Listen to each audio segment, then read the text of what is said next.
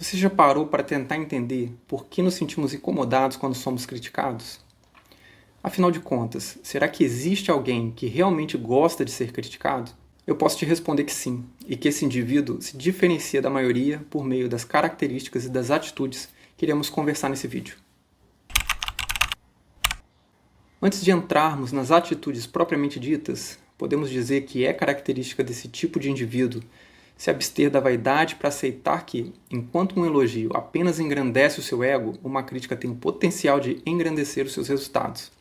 É através da crítica que se tem a oportunidade de tomar conhecimento daquilo que precisa e pode ser melhorado. Isso se aplica tanto ao se tornar aberto às críticas externas, quanto ao desenvolver um senso crítico próprio, aguçando seus critérios de aceite sobre um determinado resultado esperado. Esse indivíduo compreende ainda e de forma muito precisa o que o ato de criticar não significa. Ele percebe que a crítica não se confunde com mera reclamação, nem se confunde com mera ofensa. A crítica é, na verdade, um instrumento técnico através do qual se pode expandir a capacidade de perceber as imperfeições. A crítica, quando originada pelo outro, se trata de um segundo olhar sobre o mesmo objeto, através de uma perspectiva diferente e a partir das suas experiências particulares. Obviamente que ninguém gosta de fracassar, seja em uma missão ou em alguma outra forma de construção.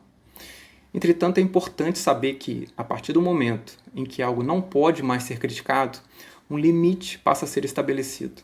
O objeto da crítica, por consequência, passa a não poder mais ser melhorado. A pergunta que resta é: o que podemos fazer para extrair o máximo de valor desse processo? Como efetivamente lidar com as críticas? A primeira atitude essencial é: peça opinião, mas não a qualquer um. É muito comum pedirmos opinião para aquelas pessoas que geralmente são mais próximas de nós, sem considerar, de fato, a existência das competências necessárias para se criticar o objeto. É o velho clichê de estar bom porque minha mãe falou. Sobre competência nesse contexto, eu me refiro às referências a respeito do estado da arte do objeto, o que permite a comparação e a enumeração dos pontos fortes e fracos. Isso significa, em outras palavras, que para que eu possa tecer críticas a respeito da qualidade de um texto técnico, por exemplo, eu preciso ter excelente conhecimento a respeito da técnica a qual o texto se propõe a discutir, além de excelente habilidade e experiência com o próprio ato de escrever. Sendo assim, é necessário definir o perfil das pessoas para quem se irá pedir a crítica, considerando a sobriedade, a sinceridade e principalmente a boa vontade e a disposição para colaborar. As críticas emitidas por um perfil inadequado contribuirá para uma percepção imprecisa ou equivocada a respeito da qualidade do objeto sob julgamento. A segunda atitude essencial é: agradeça sempre, mas considere às vezes. Esse é um ponto delicado. Nem toda crítica ou nem todos os pontos que compõem uma crítica são de fato elementos positivos a serem absorvidos. As pessoas opinam com base nas suas próprias percepções e expectativas, e não nas percepções e expectativas do autor do objeto. Sendo assim, é importante refletir individualmente sobre cada uma das pontuações apresentadas, avaliando se faz ou não sentido considerá-las. Existe aqui um conflito interno. Como podemos analisar opiniões de forma fria e calculista, sem entrarmos num estado de inflexibilidade e defensividade? Esse ponto de equilíbrio demanda maturidade, e é importante que cada indivíduo encontre o seu.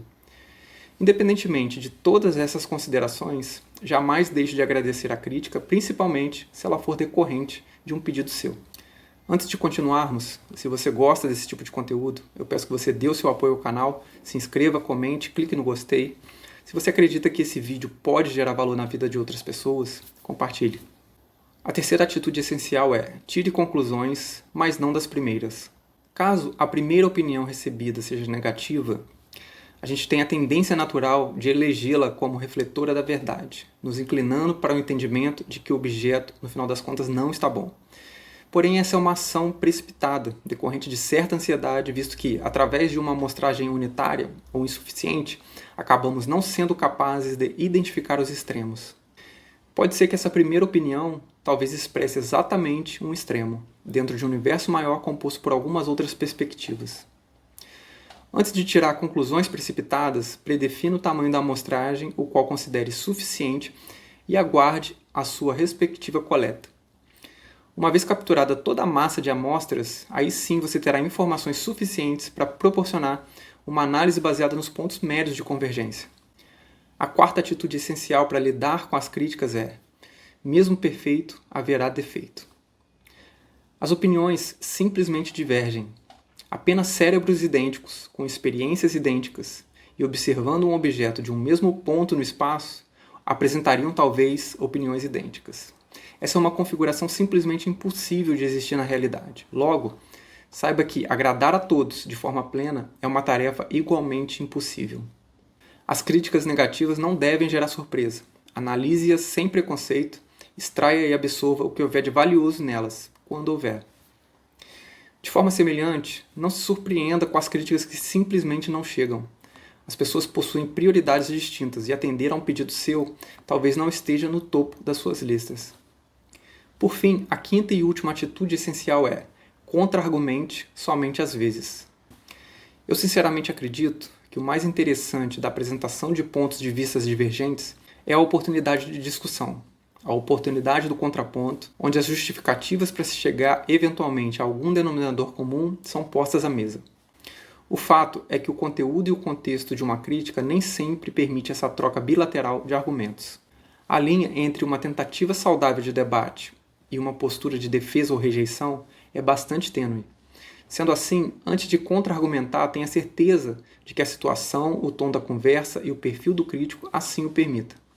Na dúvida, pergunte de forma educada, peça licença para apresentar suas ponderações, a fim de enriquecer a discussão e aprofundar a extração de valor. Caso o crítico não atenda esses requisitos, evite insistir para se justificar, visto que o esforço será infrutífero para ambos. Para finalizar, se eu puder resumir em poucas palavras o que foi dito até aqui, diria que se importar menos com os elogios é essencial e valorizar mais as críticas é sim um sinal de maturidade. Os elogios irão te deixar acomodado, mas as críticas te darão a oportunidade de se tornar uma pessoa melhor.